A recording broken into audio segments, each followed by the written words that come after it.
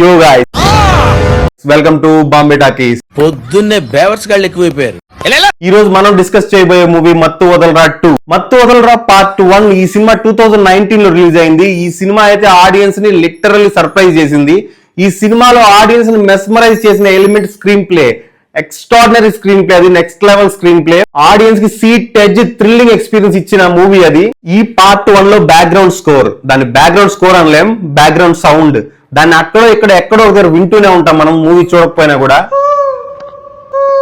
2019 లో ఈ సినిమాని 1.5 crores థియేటర్స్ అమ్మితే ఫుల్ రన్ లో ఈ సినిమా 3.5 crores కలెక్షన్ సాధించింది. మరి అలాంటి మూవీకి సీక్వెల్ 4 ఏళ్ల తర్వాత ఈ రోజు రిలీజ్ అయింది. మరి చూద్దాం ఈ సీక్వెల్ ఏ రేంజ్ లో పర్ఫార్మ్ చేసింది. ఇక కథ విషయానికి వస్తే, ఈ కథలో మెయిన్ పాజిటివ్ పాయింట్ ఏంటంటే పార్ట్ 1 చూడకపోయినా కూడా పార్ట్ 2 మనకు అర్థమవుతుంది.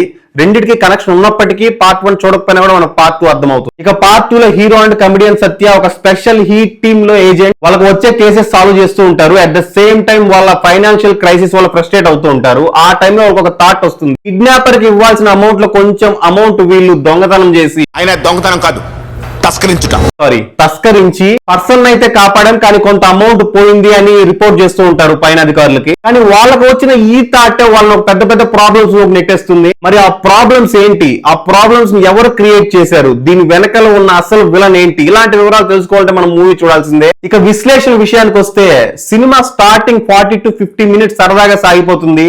మన కమెడియన్ సత్య జోక్స్ తో సరదాగా అలా వెళ్ళిపోతూ ఉంటుంది. సినిమా మొదలయ్యాక 1 hour తర్వాత కథలో మెయిన్ టర్న్ మొదలవుతుంది.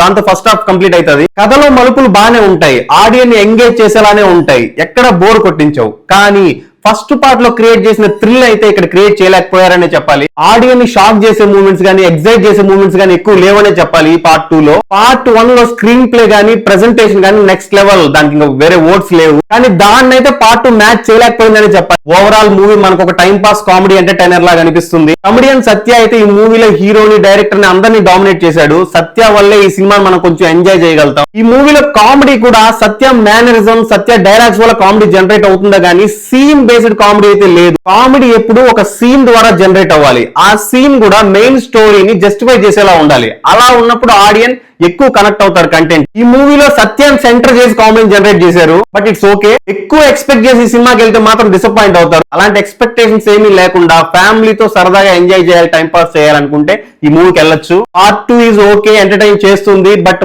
పార్ట్ 1 లాగా థ్రిల్ అయితే చేయదు. ఈ సినిమాకి బిగ్గెస్ట్ మైనస్ ఈ సినిమా ఎండింగ్. చిరంజీవి పాత మూవీస్ ఫ్రేమ్ ఒకటి చూపించి ఎంజాయ్ చేస్తాడు మూవీని. ఆ ఎండింగ్ అయితే సాటిస్ఫైడ్ గా ఉండదు ఆడియన్స్ కి. సో ఈ సినిమాకి బిగ్గెస్ట్ పాజిటివ్ సత్య కామెడీ. అన్ని ఆస్పెక్ట్స్ సబ్జెక్ట్ తగ్గట్టు సరిపోతాయి. సినిమాలో నెగిటివ్స్, సినిమా ఇంకా కొంచెం ఎంగేజింగ్ గా, థ్రిల్లింగ్ గా ఉండాలి. ఫైనల్ గా ఈ సినిమాకి బాంబే టాకీస్ ఇస్తున్న రేటింగ్ 2.75. సో ఇది ఈ సినిమా విశేషాలు. నెక్స్ట్ మూవీ రివ్యూతో మళ్ళీ కలుసుకుందాం. Until then bye by.